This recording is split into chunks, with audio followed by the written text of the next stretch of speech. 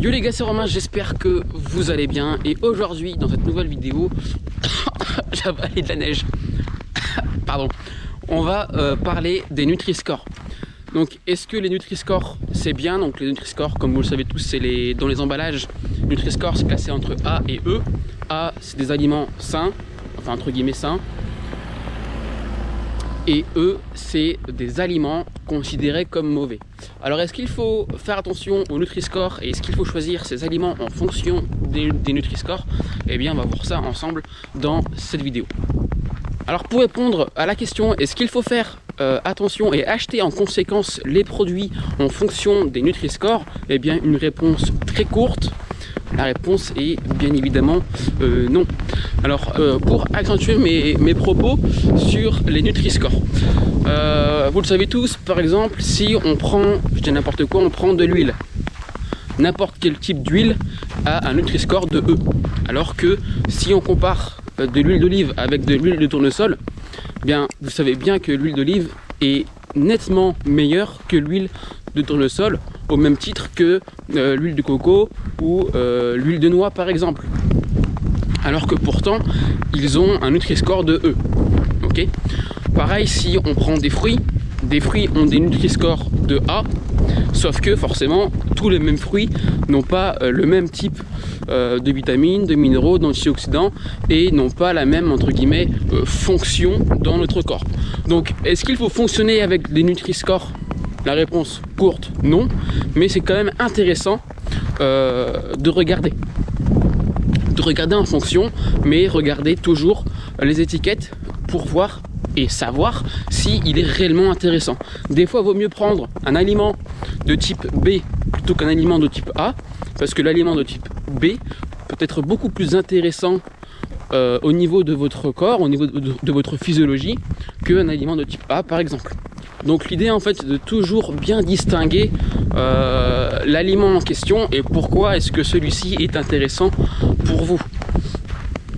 C'est pas parce que l'aliment est de type A qu'il est en bonne santé. Ça dépend de la fabrication, ça dépend s'il est bio ou pas, ça dépend de la matière première utilisée, ça dépend vraiment de beaucoup de facteurs.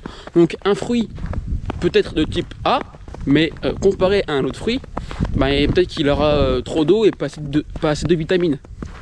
Pareil pour l'huile, peut-être que l'huile d'olive, il est classé E, mais il y a des huiles d'olive qui sont beaucoup plus qualitatives que une huile d'olive bas de gamme, par exemple. Donc voilà ma conclusion pour les Nutri-Score. Donc oui, c'est intéressant de regarder les Nutri-Score. Ça permet dans un seul coup d'œil de vérifier ou non si le produit est sain ou pas. Encore que, mais au moins ça permet pour les consommateurs d'avoir une idée globale du produit, s'il est intéressant ou non. Pour ma part, je ne fonctionne pas avec ça puisque ça dépend vraiment d'énormément de facteurs. Ça dépend des calories, ça dépend des graisses à l'intérieur, ça dépend de la méthode de fabrication, ça dépend d'où ces produits. Donc il y a beaucoup de facteurs. Et donc pour conclure cette vidéo sur le Nutri-Score, alors oui, il est intéressant de regarder l'emballage produit, donc regarder les Nutri-Score.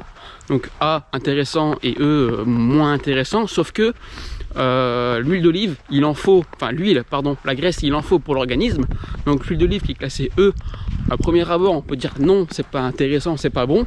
Mais d'un point de vue fonctionnel et d'un point de vue physiologique, l'huile est très intéressant, la graisse est très intéressante pour l'organisme.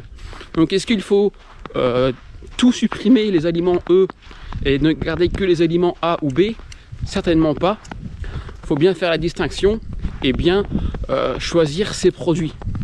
Donc pour des gens lambda, c'est intéressant.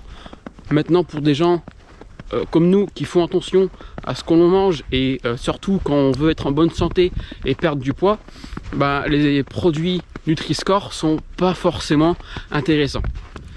Alors pour celles et ceux qui sont intéressés, j'ai créé pour vous totalement gratuitement 1 heure de formation vidéo sur la nutrition et sur l'alimentation. Donc comment on perd du poids, comment on prend du poids, quels sont les mythes à la nutrition. On va voir également ensemble un challenge de 5 jours pour perdre de la graisse. Donc c'est pas un challenge sportif, c'est plutôt un challenge alimentaire, un challenge de biohacking qui va vous permettre en une semaine de perdre de la graisse.